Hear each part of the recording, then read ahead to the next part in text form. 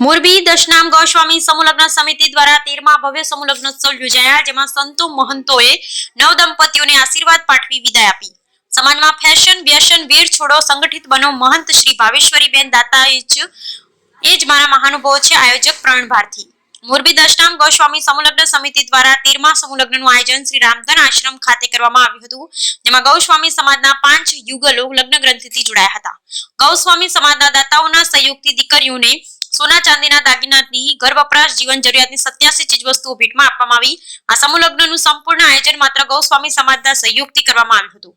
સમૂહ લગ્નમાં નવદંપતીઓને આશીર્વાદ આપવા રામધન આશ્રમના મહંત શ્રી ભાવેશ્વરીબેન અને કુબેરનાથ મંદિરના મહંત શ્રી વિનોદગીરી મહાકાલેશ્વર મંદિર, જેતપરના મહંત શ્રી બલરાજ રાજગીરી તેમજ સતેશ્વર મહાદેવ મંદિરના મહંત શ્રી લાભુગીરી અને સિદ્ધેશ્વર મહાદેવ મંદિરના મહંત શ્રી પ્રવીણગીરી સહિત સર્વ સંતો મહંતો સમૂહ લગ્નોત્સવમાં ઉપસ્થિત રહી નવદંપતીઓને આશીર્વચન આપ્યા હતા। તેમજ સમાજના કોઈ પણ કામકાજ માટે સમાજ ઉપયોગી કોઈ પણ કાર્યમાં હંમેશા અગ્રેસર રહેવા એવા મોરબી દશનામ ગૌસ્વામી સમાજના ગૌરવ એવા પત્રકાર સુરેશભાઈ ગૌસ્વામીને પત્રકાર અલ્પેશ સુરેશભાઈ ગૌસ્વામીનું ખાસ વિશેષ સન્માન સમૂહ લગ્ન સમિતિના આયોજકો દ્વારા કરવામાં આવ્યું હતું। આ પ્રસંગે ઉપસ્થિત જામનગરના મીનાબેન હંસગીરી જણાવ્યું હતું કે 35 વર્ષ પહેલા હું પણ સમૂહ લગ્નમાં જોડાઈ હોવાનું જણાવી ગૌસ્વામી સમાજને વધુને વધુ સમૂહ લગ્નમાં જોડાવા અપીલ કરી હતી। ઉપસ્થિત સંતો મહંતો મહાનુભાવોએ સમૂહ લગ્નના આયોજનને બિરદાવી આયોજકને અભિનંદન પાઠવ્યા હતા। આ સમૂહ લગ્નમાં જમણવારનો તમામ ખર્ચ રસિકગીરી નવલગીરી ગૌસ્વામી હરિપર કેરાળા દ્વારા કરવામાં આવ્યો, જેને પણ મોરબી દશનામ ગૌસ્વામી સમૂહ લગ્ન સમિતિના આયોજકે બિરદાવી સન્માન કર્યું।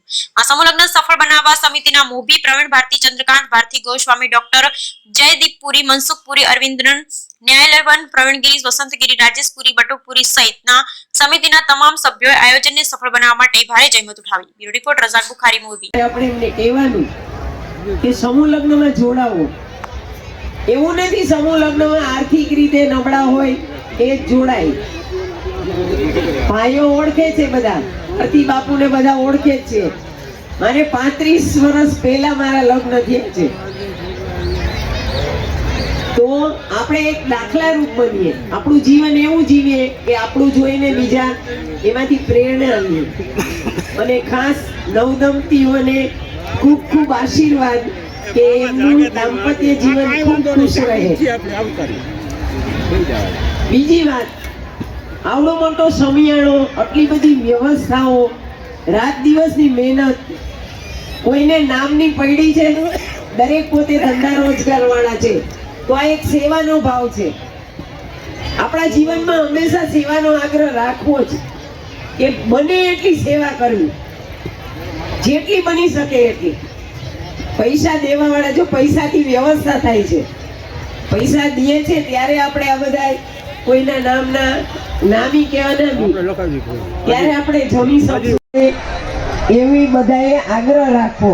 અને આપણે એકબીજા સગાવાલાઓ મળીએ, ભેગા થાય ત્યારે આપણે એમને કહેવાનું કે સમૂહ લગ્નમાં જોડાવો।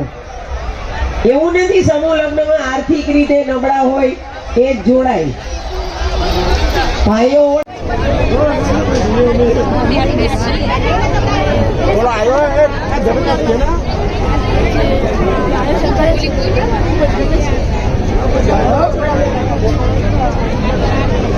વિશેષ ખુશી કઈ હોય, મારા ઘરે લગ્ન હોય દીકરી કે દીકરાના તો 100, 200, 500 માણસ હોય, અહીંયા તો આપણે 5 દીકરીઓ પરણે છે, તો કેવડી ખુશી, કેવડો આનંદ મજાનો। અને આવા સમાજ, આપણે સભ્ય સમાજ છીએ હો, આપણે ક્યારેય આપણી જાતને હલકી ગણવી નથી।